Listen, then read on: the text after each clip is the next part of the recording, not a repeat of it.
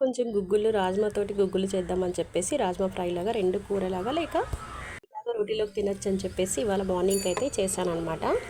వీటిని రాజ్మాని రాత్రి ఉడకబెట్టేసుకొని 2-3 సార్లు బాగా కడిగి ఇందులో తగినంత కొంచెం ఉప్పు వేసేసుకొని వాటర్ వేసేసి కుక్కర్లో ఒక 4-5 విజిల్స్ వచ్చాక ఉడకబెట్టి పక్కన పెట్టుకున్నాం.